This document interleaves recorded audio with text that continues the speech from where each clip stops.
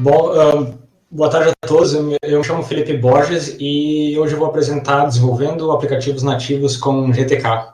Essa é uma apresentação que eu tenho feito já há alguns anos e é, na verdade, uma ideia de pegar pessoas desenvolvedoras que já têm uma familiaridade com programação e mostrar para eles como eles podem começar a desenvolver um aplicativo em GTK do zero. E a ideia é justamente tentar mostrar o processo de desenvolvimento e como hoje em dia se tornou tão fácil assim, desenvolver aplicativos com GTK graças a tecnologias maravilhosas como o Flatpak, como o Meson, como o GNOME Builder. Então a ideia é justamente falar um pouco sobre o GTK e depois mostrar na prática, vou compartilhar minha tela, e mostrar como a gente pode desenvolver um aplicativo bem simplesinho e conectar os sinais, esse tipo de coisa. E eu escolhi desenvolver em Python porque eu percebo que a maioria das pessoas estão aprendendo Python como primeira linguagem de programação, então também isso é interessante para já apresentar algo com uma certa similaridade. Uma das outras, uma outra coisa que eu foco bastante nessa apresentação é tentar mostrar o quanto a gente precisa se aprofundar em determinados conceitos, mas quantas coisas a gente também precisa abstrair, a gente precisa simplesmente assumir que elas são da maneira que elas são, embora isso não pareça tão encorajador, mas ao mesmo tempo se aprofundar nelas quando o momento certo de se aprofundar acontece. Eu lembro que quando eu comecei a desenvolver aplicativos com GTK, nós tínhamos o AutoTools como sistema de orquestração da compilação dos programas, e também não tinha Flatpak, então você tinha que aprender como empacotar para determinadas distribuições. E eu lembro que eu fiquei muito apreensivo na época, porque tinha muita coisa que eu tinha que aprender para começar, para simplesmente ter um aplicativo muito simples. Então, eu acho que nós estamos num momento muito bom na nossa comunidade, no nosso ecossistema, que desenvolver um aplicativo é tão fácil publicar, a gente tem plataformas de publicação, graças ao Snap, ao Flatpak. Então, é bastante sobre isso que essa apresentação se refere. Também gostaria de mencionar também que eu comecei a contribuir com o GNOME com tradução, e eu também aprendi a falar inglês por causa do GNOME, então também eu tinha visto bastante conversa antes sobre como as pessoas estão interessadas em contribuir, mas acham que a linguagem é um obstáculo. Então o pessoal geralmente é muito compreensivo na comunidade GNOME, então eu realmente encorajo as pessoas a arriscar, ninguém vai julgar você por falar de uma maneira diferente, por errar. É uma comunidade muito receptiva. Eu tenho sido envolvido com o projeto GNOME por quase 12 anos já, e eu trabalho praticamente profissionalmente com o GNOME pelos últimos 6 anos. Então eu acho que desenvolver aplicativos para o GNOME nunca foi tão fácil e o nosso ecossistema vai se beneficiar muito disso. A gente ainda não tem tantos aplicativos em comparações ao ecossistema como o Android, como o iOS, e eu acho que também isso é um obstáculo para a adoção do Linux, que muita gente não usa Linux porque não tem determinados aplicativos e coisas assim. Então, tanto como usuário como desenvolvedor, enriquecer o nosso ecossistema vai beneficiar todo mundo. Essa apresentação eu vou mencionar algumas referências, então tem vários links que você pode acompanhar junto, então eu botei nessa página aqui alguns endereços com referências de documentação e guias e coisas assim, inclusive esses próprios slides, e também tem uma gravação dessa mesma apresentação que eu fiz em inglês no evento GNOME Ásia. Então, quem estiver interessado em ver essa apresentação em uma versão mais longa, eu acho que naquela versão foi 1h30, então lá a gente ainda foi mais adiante no desenvolvimento do aplicativo que a gente vai fazer hoje. Então, se quiserem acompanhar, refiram-se a esse link. Bom, começando com o GTK, quem usa GTK? Se você está usando o Linux no seu desktop, tem grandes chances que você já está usando o GTK. Pode ser que você não esteja usando o GNOME, mas também a nossa experiência de usar um aplicativo em outro ambiente de desktop também está se tornando cada vez mais popular. Existe também várias iniciativas de tentar diminuir a diferença de como aplicativos em Qt aparecem no contexto de GTK e vice-versa. Então, eu sei, por exemplo, que tem um colega meu que trabalha em fazer com que aplicativos em Qt se pareçam com aplicativos em GTK quando estão rodando no GNOME. Então, provavelmente você está exposto ao GTK de uma certa forma. As distribuições mais populares, o Ubuntu, o Fedora, o SUSE, eles já trazem GNOME com aplicativos em GTK, então você já está usando aplicativos em GTK provavelmente. O Firefox e o Chrome eles usam para a parte de desenho, a parte de elementos da interface gráfica. Nós também temos uns colegas que trabalham na Konami, eles já nos identificaram que eles têm determinados aplicativos, determinadas coisas em GTK, mas por ser software proprietário, eles não podem entrar muito em detalhes. Também tem toda a história de Microsoft com Mono e Xamarin, então você pode rodar aplicativos em GTK em multiplataformas, e quando você roda em Linux, ele acaba sendo em GTK. O Steam no Linux também usa GTK nos diálogos, você vê que tem atualização, a tela de login, essas coisas. Ele tem um tema, então ele aparece de uma maneira diferente dos aplicativos, mas a implementação em si também é em GTK, o que é bem legal ter reconhecimento da indústria de games também utilizando a nossa plataforma no cliente deles, né, quando é em Linux. Então isso é bem legal. Os conceitos básicos de GTK que eu gostaria de abordar, eu também não vou cobrir tanta coisa, porque, como eu disse, é importante saber abstrair as coisas, mas o conceito básico é que tem os widgets, que são os elementos gráficos na tela, o botão, a janela, a barra de entrada de endereços, as listas de itens, os menus e coisas assim, são os widgets. E também tem um outro tipo de widgets, que são os containers, que são widgets que contêm outros widgets. Então, o nosso desenvolvimento é basicamente colocando elementos na interface dentro de containers, e containers dentro de containers. Então, a lógica é bem interessante. E também tem a ideia de eventos e callbacks. É um toolkit orientado a eventos. Então, você clica num botão e tem uma reação a esse botão. Um sinal é emitido e você precisa ter um callback que é conectado a ele, que vai reagir a esse botão. Então, tem muito desse paradigma também envolvido. Então, se você estiver interessado em desenvolver aplicações gráficas e nunca tenha desenvolvido aplicações gráficas, talvez uma leitura básica do conceito de orientação a eventos seja bem interessante. O GTK é desenvolvido em C, então se você quiser contribuir para o toolkit em si, tem que programar em C, mas é um C com GObject. Então, o GObject ele implementa o conceito de orientação a objetos em programação em C. Então, a gente não está, de fato, usando o C daquela maneira estrutural que a gente geralmente aprende nas universidades, quando está aprendendo algoritmo, estrutura de dados, coisa assim. Então, a gente tem classes, interfaces, todos os conceitos proprietários, sinais, todos esses conceitos de orientação a objetos são disponíveis em C. E graças à tecnologia chamada de Object Introspection, que permite que a gente consiga produzir uma linguagem em GTK, uma biblioteca, e consumir essa biblioteca em outra linguagem de programação. Ele cria esse arquivo serializado intermediário que permite que um programa em Python, em JavaScript, em Rust, que também é uma linguagem proeminente agora, consiga consumir uma biblioteca escrita em GTK. Então, isso é bem interessante no conceito de reutilizar o código e de também se beneficiar de o que é melhor em cada linguagem, né? A gente não está fazendo um julgamento moral aqui de qual é a melhor linguagem de programação, e em si a gente está tentando acomodar o maior número possível de linguagens de programação, porque o GNOME e vários outros projetos de software livres são projetos mantidos por voluntários ou por colaboradores que têm suas preferências pessoais.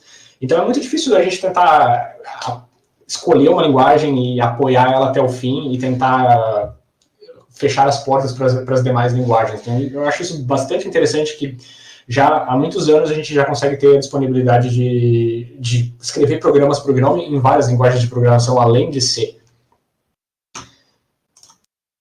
Então, aqui eu tenho uma lista dos bindings, né, as linguagens de programação que você consegue utilizar aplicativos em GTK. Eu acho que existem provavelmente algumas outras, essas aqui são as mais populares. Dentre elas, C, C++, Python, JavaScript também, nós temos o DJS. Então, existe também, às vezes, pessoas desinformadas, às vezes, comentam a possibilidade de como se tivesse uma web engine rodando para o JavaScript, e não é esse conceito. A gente tem a engine de JavaScript, mas ela roda com um código nativo. Então, você desenvolve aplicativos nativos, mas não é algo como se fosse um aplicativo web. Então, também tem isso. A gente tem aplicativos muito legais no JavaScript que são bem interessantes. E Vala é uma linguagem de programação que foi criada especificamente para o GNOME. Então, se você é familiarizado com Java, com C#, o Vala ele tem basicamente os mesmos conceitos. Ele é bem inspirado em C#. Eu desenvolvo o aplicativo Groundboxes e o aplicativo é desenvolvido em Vala. Então, é bem confortável utilizar a Vala, porque ele tem essa familiaridade de que as coisas foram feitas para a nossa tecnologia, para o nosso ecossistema. Infelizmente existem algumas limitações com algumas linguagens de programação, algumas coisas específicas assim, mas você conseguiria desenvolver aplicativos na maioria dessas linguagens. E o Rust é uma linguagem que está aparecendo agora e está tendo bastante gente proeminente, inclusive na nossa comunidade, que está bastante interessada pelas vantagens em termos de segurança e do processo de desenvolvimento de Rust ser mais à prova de erros, assim. Então, também tem aplicativos muito legais sendo escritos em Rust. O Fractal, por exemplo, é um aplicativo escrito em Rust, que é o chat para Matrix, que o Daniel trabalha, ele já teve estudantes trabalhando juntos, então é bem legal. Tem um espaço para todo mundo na nossa comunidade. Então aqui a gente tem uma visão meio aérea, assim, digamos assim, de todos os building blocks, né, as ferramentas que a gente utiliza para construir aplicativo em GTK.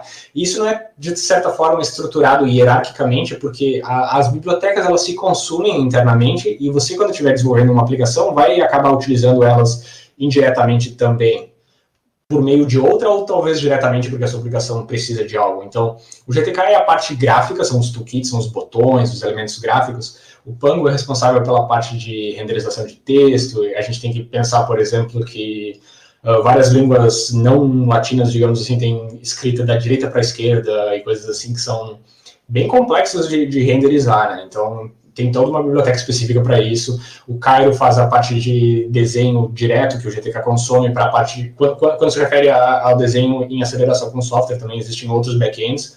O GTK 4 agora vai ter outros backends.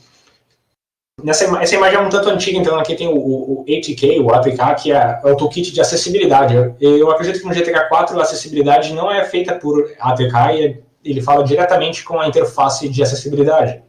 Mas isso, de maneira geral, isso permite que leitores de tela e outros tipos de tecnologia permitem que usuários consumam seus aplicativos, mesmo pessoas que não têm visão, ou audição, ou dificuldade de operar mouse, teclado, coisa assim. Então é bem interessante como isso existe já na nossa tecnologia. E como eu disse antes, o GObject, que implementa orientação a objetos, é algo que o GTK usa. Você também pode escrever um aplicativo em C e usar GObject diretamente. Nós temos no GNOME o GNOME Calendar, o GNOME To Do, o próprio GNOME Builder, que são escritos em C, e esses aplicativos implementam as suas classes, as suas interfaces usando o GObject. O DIO também é responsável pela parte de escrita de arquivos, que também abstrai o sistema de arquivos em relação à conexão, internet, múltiplas fontes de arquivos, então isso é bem legal, a parte de input e output, né, do nosso ecossistema. E o glib, que é a parte mais fundamental, eu diria que é a biblioteca em C, que implementa as estruturas de base, estrutura de dados mais básicas, listas, hash tables, funções para comparação de string, a parte de threading, várias coisas bastante interessantes também no glib, e que você acaba consumindo de certa forma indiretamente por consumir o GTK, ou talvez usando diretamente se o seu aplicativo usa C, ou se o binding da sua linguagem trata diretamente com o glib, que é o caso do Vala. Mas no caso do Python, por exemplo, vários dos tipos nativos do Python, as listas, os dicionários nativos do Python são reutilizados ao invés de utilizar diretamente os do glib. Então também tem essas diferenças interessantes. Mas para o desenvolvedor que está começando, isso é muito raro. Você tem que diferenciar de onde algo vem. Outra maneira bem interessante de entender as nossas APIs é entender que elas são nominadas nesse snake case, né? Essa ideia de que você separa o contexto com esse underline, esse underscore. Então, por exemplo, o namespace, que geralmente indica a biblioteca, o contexto que aquela API pertence, é a primeira parte, que nós temos o G para a parte de lib e o GTK para a parte do GTK, o nome do objeto ao centro e depois o nome do método. Então, isso traduz diretamente quando você estiver usando Python, por exemplo, você tiver um gtk.button.setLabel, em C, o ponto vai ser o underscore. Então, eu acho que é uma maneira bem interessante você também poder, às vezes, ler os cabeçalhos em C para entender como alguma coisa é implementada, se você tiver com interesse em performance ou alguma coisa assim. É bem interessante, às vezes, ver o código-fonte da biblioteca que você está usando. E isso é uma vantagem maravilhosa do software livre, né? Que a gente não só pode consumir a documentação e a documentação da API, mas a gente também pode abrir o código-fonte e ver como é que as coisas realmente funcionam, né? Então, isso é maravilhoso. As vantagens, eu diria, do GTK é esse suporte de diferentes linguagens de programação, é uma grande vantagem. A estabilidade, a gente tem um sistema de versão, onde a API não é quebrada em cada versão. Então, por exemplo, agora saiu o GT4, o GTK4, que quebrou a API em relação ao GTK3, mas isso vai ser mantido por toda a vida do GTK4, então isso é bem interessante, que você pode desenvolver o seu aplicativo focando em uma dada versão do GTK, preferencialmente a mais nova, e esse aplicativo vai durar por um certo período de tempo enquanto aquela versão está sendo mantida, né? Então isso é bem importante, né, nesse mundo de desenvolvimento de software livre. A flexibilidade para estender, né? O GTK a gente implementa os widgets mais básicos, mas os widgets mais personalizados ou mais específicos para cada aplicação, eles são extensões dos demais, então você pode combinar e criar o composite widgets, que são elementos de interface que são compostos de um ao outro. Então, imagine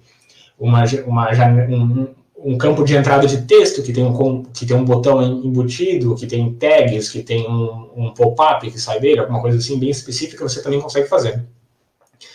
E uma outra grande vantagem é, claro, que é software livre, você pode olhar dentro da caixa. As desvantagens, eu diria que as outras plataformas, existe GTK em outras plataformas, mas o investimento não é tão forte. Eu diria que se você for desenvolver um aplicativo para Linux, o GTK é uma excelente escolha, mas se você for desenvolver aplicativo que também vai ter sua versão para Windows, também para macOS, talvez você tenha que considerar alguns fatores. Existe GTK no Windows, GTK no macOS, mas, como eu disse, não tem tantos desenvolvedores focando nisso, então talvez você vá encontrar alguma limitação.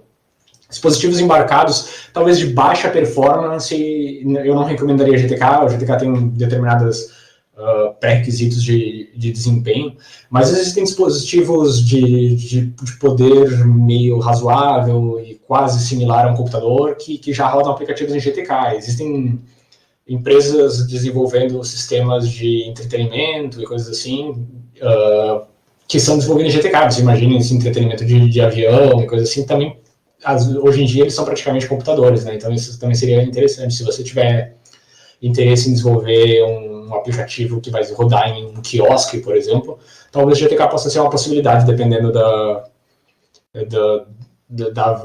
do hardware que você vai rodar, de certa forma. A documentação do GTK, ela pela própria natureza da nossa comunidade horizontal, ela acabou em vários lugares diferentes e coisas assim, então a gente geralmente recebe esse tipo de criticismo e eu acho válido e está sendo melhorado bastante. Agora no GTK 4 tem um novo website que está sendo desenvolvido para você conseguir navegar na API. Então isso vai ser bem interessante e as contribuições são bem-vindas, né? Então quem estiver disponível, interessado em ajudar a documentar, isso é bem importante. As ferramentas, como eu disse lá no início, né, as ferramentas é o que conseguem fazer com que a gente desenvolver o aplicativo de uma maneira tão fácil hoje em dia. O GNOME Builder permite, que é uma IDE integrada, permite que a gente, com clicar um botão de play, você consegue compilar o seu Flatpak e rodar ele já sai na sua tela, então isso é bem interessante. O GNOME Builder também tem facilidades para debugar, para completar a API, então você pode estar escrevendo, ele vai completar com o nome da função, coisas assim. Isso é bem interessante. E o GTK Inspector, que é algo muito interessante em relação a... Você sabe que quando está usando um navegador de internet, você tem esse Inspector que consegue clicar num elemento da interface, aí você consegue ver o HTML e editar o CSS. E o GTK também tem isso, então você consegue hoje em dia clicar em botões na interface e alterar as propriedades dela e ver as propriedades mexendo ao vivo. A gente vai ter uma demonstração disso depois.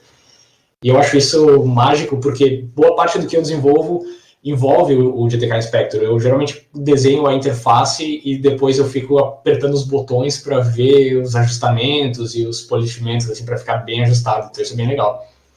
Nós também temos o DevHelp, que é um aplicativo focado em navegar na documentação, com pesquisas e coisas assim, e o HIG, que é o Human Interface Guidelines, que são os guias de interface humanas, digamos assim.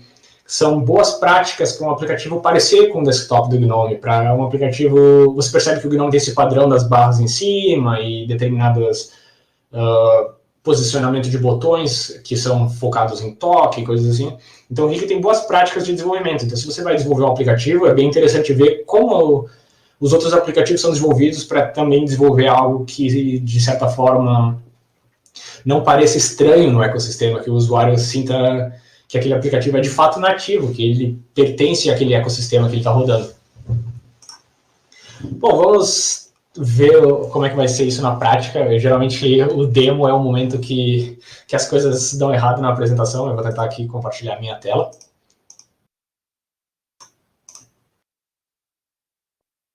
Certo, vocês devem estar vendo a minha tela agora. E o que eu vou fazer, eu vou abrir o GNOME Builder e a gente vai começar a conversar um pouco sobre esse aplicativo e escrever um pouco de código.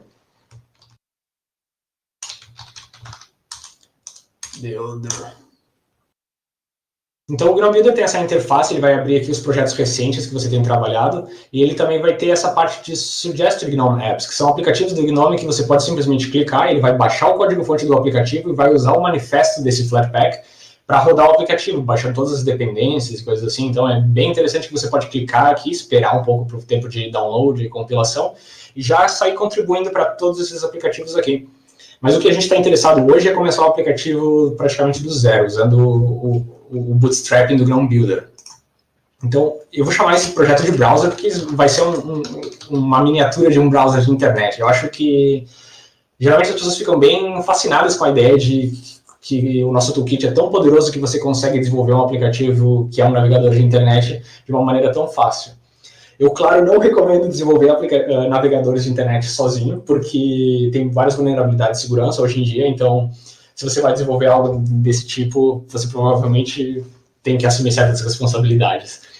Deixa eu dar só uma olhada no chat aqui para ver se não está tudo certo.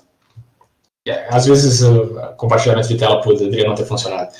Enfim, outro conceito que é talvez interessante abstrair agora é esse Application ID. É um nome da aplicação único que vai identificar esse aplicativo no sistema, o gerenciador de tarefas do seu sistema, o Debug Activation, que é esse conceito de que quando você inicia um aplicativo, na verdade, existe uma mensagem de ativação que vai pelo protocolo de comunicação do seu sistema operacional para lançar esse aplicativo. Então, isso também utiliza isso. O GNOME Shell vai usar isso para organizar os menus, os ícones, para descobrir qual é o ícone que é relacionado a determinado aplicativo, coisa assim. Então, é legal achar um Application ID que não vai colidir com uma aplicação que existe, né? Claro que isso aqui é só uma demonstração, então eu vou com o óbvio, que é org.gnome.browser. Essa anotação é o que chamam de DNS ao contrário, o Reverse DNS, que é basicamente um endereço de internet ao contrário. Aqui a gente consegue selecionar a linguagem de programação, como eu disse, nós vamos usar Python. Essas são as linguagens que o Builder tem suporte no sentido de criar o básico de um projeto para você. É possível também criar com outras linguagens de programação, claro. A licença aqui é GPL v3, então ele vai adicionar já os arquivos de licença, os cabeçalhos para os arquivos que eu vou criar. A parte aqui de version control também, então o meu projeto já vai estar inicializado com o Git, então eu já posso fazer commits e coisas assim. E aqui são os templates, são os arquivos iniciais do seu projeto. Eu lembro que quando eu comecei a desenvolver e a gente usava AutoTools e não tinha Flatpak, coisas assim, que a gente geralmente copiava um aplicativo, o código-fonte de um aplicativo para o outro, renomeava as coisas, deletava toda a funcionalidade dele e começava a desenvolver a partir dali, porque a gente até tinha uma piada meio recorrente de que muitas poucas pessoas, de fato, entendiam toda a complexidade de Makefiles e AutoTools, e que a maioria das pessoas, na verdade, só copiava. E isso é, de fato, certa verdade, porque eu sinto que não tinha um domínio certo sobre o AutoTools em relação aos macros e a checagem de suporte de coisas do sistema. Eu acho que a curva de aprendizado era muito difícil. Enfim, vamos criar o projeto e ver a mágica acontecer. Enfim, então a gente está no modo desenvolvedor aqui no Builder. E para começar, vamos apertar o play aqui e ver o aplicativo rodar. Então, ele diz aqui em cima na Omnibar que está compilando e instalando, e aqui está o aplicativo. Então, a gente já tem uma janela, já tem uns elementos básicos na interface, e a gente pode começar a progredir a partir daqui. Algo que eu recomendo bastante para quem está desenvolvendo aplicações é geralmente fazer desenvolvimento incremental. Faça uma modificação muito pequenininha, veja o resultado, modifique de novo, veja o resultado. Geralmente a gente se apetece a sentar e desenvolver e digitar, e depois insere um grande bloco de código e depois não passa muito tempo tentando descobrir o que está errado naquilo quando a aplicação falha. Né? Então é bem interessante essa metodologia de fazer as coisas de uma maneira incremental. De novo, eu vou dar uma olhada aqui no chat, porque legal. Certo, então aqui essa barra inferior, a gente consegue ter acesso ao que a gente veria nos logs de compilação. A aplicação está rodando, a gente conseguiria ver todo o processo de compilação. Então eu vou rodar de novo aqui, a gente vai conseguir ver todo o processo de rodar ele com o Meson e coisas assim. Mas como é que o Builder descobre como rodar essa aplicação? Ele basicamente procura por um arquivo Flatpak, um arquivo de manifesto do Flatpak dentro do projeto. Então vamos ver aqui quais são os arquivos do projeto que o Builder criou. Aqui na barra lateral, nós temos os arquivos do projeto básico, e esse arquivo aqui embaixo, org.gnome.browser.json, é o manifesto do Flatpak. Ele basicamente orquestra a compilação. Então eu vou abrir aqui, aumentar a fonte para que todo mundo consiga ver. Então é basicamente o arquivo JSON, e YAML também é suportado, que ele basicamente descreve como como um aplicativo Flatpak tem que ser construído. Então aqui a gente tem aquele Application ID que eu mencionei anteriormente, e o Runtime, que é a versão das bibliotecas de tempo de execução que o seu aplicativo vai consumir. O que é bem interessante do Flatpak é que a gente não precisa mais desenvolver um aplicativo focando em uma dada distribuição, focando em uma determinada versão daquela distribuição. Você pode focar no runtime, porque o Flatpak permite que você instale múltiplos runtimes ao mesmo tempo. Então, um aplicativo consegue rodar com um runtime, um outro aplicativo com outro runtime, e você, inclusive, conseguiria alternar o runtime do próprio aplicativo para testar versões novas ou versões antigas, para conseguir achar uma regressão, algum erro que foi introduzido numa biblioteca que você está consumindo. Então, isso é bem interessante. Eu, infelizmente, não posso me aprofundar muito no Flatpak por questão de tempo, mas eu poderia falar durante uma hora sobre os detalhes de tudo isso. Mas eu gosto de pensar que o runtime é o /user da sua aplicação, então todas as bibliotecas que você geralmente linkaria no /user são os arquivos que vão estar de fato no runtime. E o SDK é a parte dos cabeçalhos, as bibliotecas e utilidades que o seu aplicativo vai usar para ser produzido, para ser compilado. Aqui nós temos o comando, que de fato seria o comando que você rodaria na linha de comando para lançar o aplicativo. Essa seção aqui de Finish Args é a questão de permissões que já vêm por padrão na sua aplicação. Então, não são as permissões que o aplicativo vai pedir para o usuário, mas sim as permissões que elas já vêm por padrão e sem elas o seu aplicativo não teria a funcionalidade. Então, é bem legal você também tentar limitar o que o seu aplicativo faz para dar essa liberdade ao usuário de não acessar arquivos do sistema se não tem por que acessar arquivos do sistema. Coisas desse tipo. Então, já que a gente está desenvolvendo um navegador de internet, uma coisa que a gente vai fazer é usar uma WebView, uma Web Engine. A gente vai renderizar as páginas da internet. E para isso a gente também precisa acessar o dispositivo de vídeo. Então, por exemplo, eu vou adicionar aqui o dispositivo de vídeo como uma permissão para esse Flatpak. Além disso, a gente tem acesso à rede, acesso ao IPC, que é, no caso, o Inter-Process Communication, então a comunicação de um aplicativo com o outro. E esses sockets aqui é simplesmente para que aplicações, quando o app estiver rodando no Wayland ou no X11, consiga de fato ter a permissão de desenhar coisas na tela. O Builder já também faz esses cleanups para a gente aqui, que são, na verdade, deletar arquivos que não vão estar acessíveis para o usuário quando for um aplicativo. Né? Então, se você estiver desenvolvendo uma biblioteca, você de fato quer que essas coisas estejam acessíveis. Mas se você estiver desenvolvendo um aplicativo, provavelmente você não. Então, isso ajuda bastante. Enfim, essa seção de modules aqui é a parte mais importante, que é onde a gente vai listar as bibliotecas que nosso aplicativo vai incluir por padrão. São bibliotecas que não estão no runtime. Então, por exemplo, eu desenvolvo o GNOME Boxes e o GNOME Boxes roda em cima do QEMU, que é o emulador de máquinas virtuais. Então, é algo que com certeza não está no runtime do GNOME, porque nem todos os aplicativos precisam disso. O runtime contém só as coisas que a maioria dos aplicativos precisa. Então, eu geralmente, no Boxes, eu gostaria de botar aqui o QEMU, a libvirt, todas as dependências do meu projeto que não estão no runtime. Uma das entradas desse modules é o próprio aplicativo em si. Então, aqui a gente tem a definição do nosso aplicativo, o build system dele e o código. O Builder também coloca o path, né, o caminho desse diretório dentro do meu sistema local, mas quando a gente vai publicar isso, a gente provavelmente vai botar aqui um tarball, né, que é o arquivo de lançamento do projeto, ou talvez o repositório na internet, né, porque esse arquivo não tem acesso remoto. Enfim, eu vou salvar essa modificação de acesso ao vídeo. E aqui a gente tem um arquivo de licença, vocês conseguem ver que nós escolhemos a licença ao criar o projeto, e o arquivo de licença já está aqui.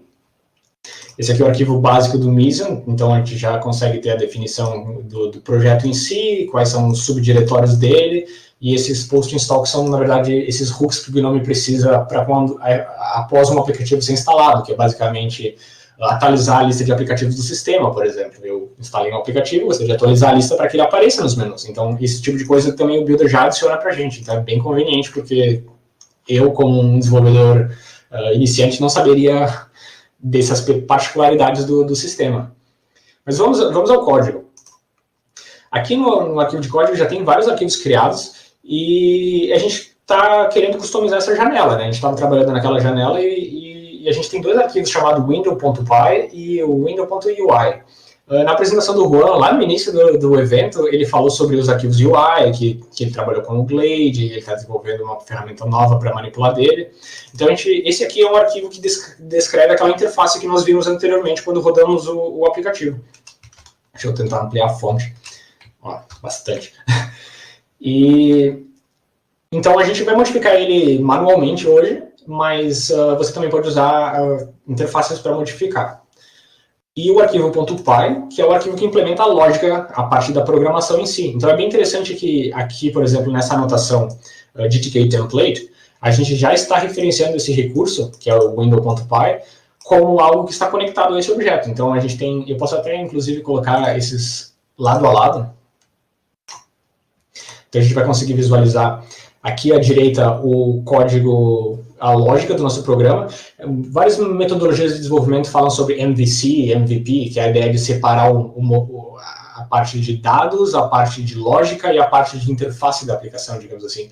Então, isso também é algo que é bem possível com GTK. À esquerda nós temos a interface e à direita nós temos a lógica que faz os eventos dessa interface ter uma funcionalidade. Então, vamos modificar esse hello world para rolar Gnome no Latam e rodar. Eu vou exibir aqui embaixo os logs para a gente detectar quando alguma coisa for errada. Eu provavelmente vou errar algo. Então, apertei play, está recompilando o aplicativo e a gente já tem a modificação. Então, vamos desenvolver um navegador de internet, então. Primeira coisa que eu vou fazer, eu vou deletar esse label que o Builder colocou para a gente, porque a gente não vai querer colocar nada lá. E aqui na parte do código do Python, eu vou importar o WebKit, que é a Web Engine, a parte que de fato renderiza o HTML, toda a coisa da internet. Eu geralmente utilizo o WebKit porque é o que a gente consegue embutir no GTK. Então existem outras Web Engines, como o Gecko, que o Firefox usa, V8, eu não sou muito envolvido na parte de desenvolvimento web, mas existem outras engines. O WebKit tem binding para GTK, então a gente consegue incluir ele em aplicativos de GTK. Desenvolver uma web engine do zero hoje em dia seria o equivalente a desenvolver um sistema operacional do zero, porque as web engines hoje são muito poderosas. Você consegue, inclusive, rodar sistemas operacionais dentro do seu navegador de internet. Então, a gente vai reutilizar uma web engine que já existe, que foi desenvolvida inicialmente no projeto KDE e depois adotado pela Apple, no Safari, e hoje em dia é muito popular o WebKit. Eu acho que o Google Chrome também utilizou o WebKit durante um tempo. Enfim. Vamos criar essa WebView, que é esse elemento de... Eu vou comentar essa referência do label lá. Então, a WebView vai ser... vai ser instanciada aqui. Então, WebKit2, WebView. Eu vou pedir para essa WebView para carregar uma página de internet. Então, eu vou lá no meu navegador e vou olhar na documentação do PyDJobject. Isso também está disponível naquele link que eu coloquei junto aos slides. Então, eu vou olhar aqui o WebKit WebView.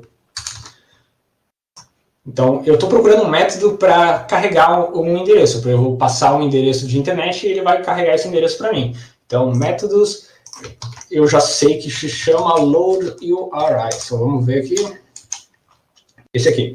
Então, ele já diz que ele vai requisitar o carregamento de um endereço e você pode monitorar isso conectando nesse sinal. Então vamos fazer isso direto e ver na prática. É bem mais simples do que parece.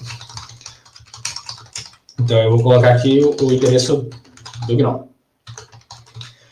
Eu vou adicionar esse WebView à janela que a gente está, na verdade, self-add. Então, adicionar o WebView a essa janela que nós temos e vou pedir para essa janela mostrar todos os seus itens. Vamos rodar isso e vamos ver como é que é, o que está errado. Certo. Então, a gente já tem aqui uma janela com a página do GNOME. Então, a gente já consegue navegar na internet. Claro que é uma maneira muito boba, porque toda vez que eu precisar mudar o endereço, eu precisaria recompilar o programa, né? Então, vamos fazer uma maneira que a gente consiga digitar o endereço e fazer esse endereço carregar. Geralmente, os navegadores têm uma barra de endereço aqui em cima, né? Então, vamos tentar fazer isso também. Aqui em cima a gente tem a definição do header bar, que o builder colocou esse título. Então, vamos tirar o título e, na verdade, vamos incluir um elemento, um widget, dentro desse título. O header bar, ele é um container também, ele também funciona como uma caixa, a gente consegue colocar coisas dentro dele, ele contém um widget, mas eu também poderia adicionar um outro container nele para conseguir botar mais elementos. Mas vamos colocar aqui um GTK entry, que é a caixa de entrada de texto. Eu vou colocar aqui um nome para ela, e vamos fechar aqui. Eu acho, na verdade, é um tanto prazeroso escrever XML na mão, porque eu fiquei tão acostumado com isso que eu acabo visualizando como é que o aplicativo vai renderizar depois. Então, eu acho isso legal. Mas é trabalhoso e eu acho que talvez editores de interface gráfica sejam necessários. Enfim, agora eu já criei essa interface aqui e eu vou rodar. Feito. Nós temos aqui agora esse endereço aqui. Ele é bobo, tudo que eu digitar aqui, nada vai acontecer, porque não está conectado, não tem nenhuma lógica conectada a isso. Eu também não gostei do fato de que ele está na esquerda, né? A gente geralmente gostaria que ele fosse expandir todo o conteúdo da página, né? Então, o GTK Header Bar ele é um tipo de container que ele tem tipos de filhos especializados. Assim. Então, eu poderia dizer que o child type dele é o title, então que eu vou colocar naquela parte de título da página. Então, vamos rodar de novo. Agora está centralizado. Então, ainda não está expandindo. Então, vou usar essa oportunidade para mostrar o GTK Inspector. O GTK Inspector ele pode ser ativado tanto rodando uma variável de ambiente, quando você está rodando o programa, ou se você permitir que se use um atalho de teclado. Eu tenho um atalho de teclado já habilitado e tem um link nessa página que eu botei no início dos slides, como habilitar isso. É Ctrl+Shift+I, vai abrir essa ferramenta, ele vai te notificar de que se você realmente quer usar o Inspector, porque talvez as pessoas possam abrir ele por acidente e ficar completamente perdidas com o que aconteceu. O que a gente vai ver agora é esse botão aqui no canto, que é o picker dele, que ele permite que eu selecione um elemento da interface e inspecte ele, eu consigo ver as propriedades dele. Então vamos pegar esse header bar, essa entry, esse campo de entrada de texto, e vamos ver as propriedades dele. Aqui a gente já também tem informação sobre toda a questão de alocação, de espaço em relação aos outros. Né? O GTK tem essa coisa de que um elemento é alocado em relação ao outro. Várias outras propriedades bastante avançadas, inclusive, para você aprender e navegar aqui. Vamos ver nas propriedades. Várias propriedades que eu posso alterar. Então, por exemplo, alterar a visibilidade desse widget. Então, por exemplo, está true, eu posso botar falso, então ele desaparece, aparece. Mas o que a gente quer é que ele expanda horizontalmente. Então, tem uma propriedade que você também vai achar na documentação, que é, na verdade, é uma propriedade que é herdada desse tipo fundamental, que é o GTK Widget, que é a possibilidade de expandir. Então, eu consigo saber que um widget ele expande o espaço horizontal. Vou verificar o chat aqui se está tudo certo. Então, vamos botar HExpand, que é expandir horizontalmente. Preciso de óculos melhores. Enfim, agora a gente vê que essa barra de entrada se expandiu. Então, vamos traduzir isso para o código para que isso se torne permanente, porque isso aqui é só interativo, né? Não vai ficar permanente até a gente escrever o código. Então, eu vou copiar essa linha aqui e eu vou botar aqui o nome daquela propriedade, que é o hexpand. Então, a partir de agora, quando eu rodar o meu aplicativo, ele já vai ter aquela propriedade, então já está expandido. Mas como eu disse, se eu digitar qualquer coisa aqui, nada acontece. porque isso não está conectado. Então vamos fazer essa conexão. Aqui a gente pode determinar que o sinal activated vai ter um handler, que vai ser um callback para ele. Então, à esquerda nós temos um sinal e à direita nós temos um callback. Então, on URI entry activated. Então, vou copiar esse nome desse callback. Essa propriedade, esse sinal, ele também você pode encontrar aqui no GTK entry. Vai estar disponível aqui na seção de propriedades. Mas ele basicamente diz que se você apertar a tecla Enter, ele vai emitir esse sinal com o widget. Então a gente vai ter a referência ao widget. Então vamos conectar. Eu vou criar um callback, uma função em Python, um método, né, que tem esse nome, onURIEntry. A primeira referência em Python geralmente é o objeto em si, e depois é o widget. Então, entry, vamos chamar de entry, né? Um dos grandes problemas da ciência da computação é nomear as coisas, né? Então, essa anotação GTK template callback é o que indica ao PyDobject que esse método, na verdade, está conectado a um sinal na interface e vice-versa. Então, eu vou colocar aqui que quando o activate está emitido, eu quero armazenar o valor dele numa variável. Eu vou pegar o texto que está dentro da entry e eu vou passar isso para o WebView, que vai renderizar ele. Então, a gente já viu aqui em cima o load URI. Então, vamos copiar essa mesma linha.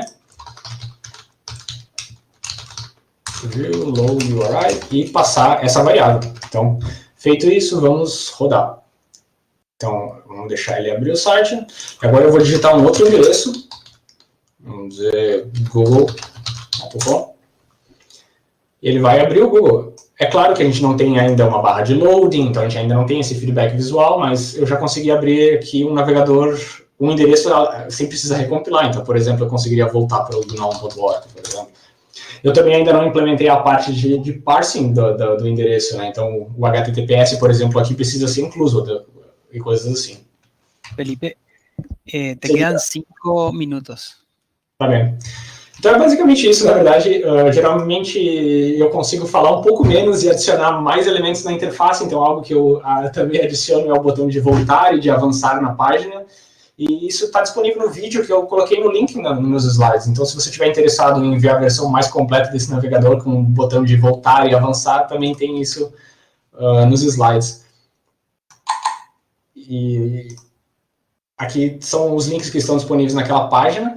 E nesses canais de IRC você pode pedir perguntas. Assim, o Newcomers é para gente que quer descobrir como desenvolver, e o GTK caso você tiver problemas específicos com o toolkit. Então, no GTK você vai falar com os desenvolvedores em si. E é isso. Obrigado. Te leo algunas preguntas que tenés y son 2 nomás. Certo. La primera dice, cuando yo desenvolvo en GTK utilizando JavaScript, consigo utilizar bibliotecas de JavaScript, pregunta, como Canvas.js para gráficos. Provavelmente não. Eu acho que o Canvas.js provavelmente não, porque o Canvas.js ele já assume que a engine de renderização vai ser uma engine web. Mas se você tiver uma biblioteca em JavaScript que implementa uma estrutura de dados ou alguma outra coisa, por exemplo, um parser ou alguma coisa assim, provavelmente vai funcionar. Perfecto. La segunda y última pregunta dice, ¿existe alguna iniciativa oficial para la creación de apps básicas en los principales lenguajes? Por ejemplo, tutoriales de la misma app básica con Python, Rust, Vala, etc. Sim, nesse endereço aqui a gente tem uns guias do nome e esse guia também inclui como criar um editor de texto, uma calculadora, coisas assim. E esses exemplos estão disponíveis em Python, em JavaScript e eu acho que também em Vala. Então a gente também pode receber novos exemplos, se você estiver interessado em contribuir em novos exemplos de aplicações, mas eles já existem e eu recomendo sempre ler o código das aplicações que já existem, porque eles são muito bem escritos no GNOME, e modéstia à parte. E é muito legal aprender podendo ler a partir dos códigos que você já usa, né? Você utiliza os aplicativos no seu dia a dia e consegue consumi-los.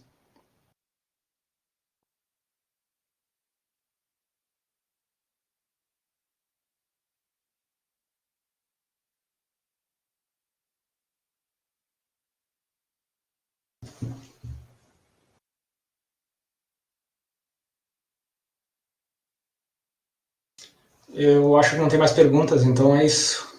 Obrigado a todos. Obrigado à organização do evento também por essa oportunidade.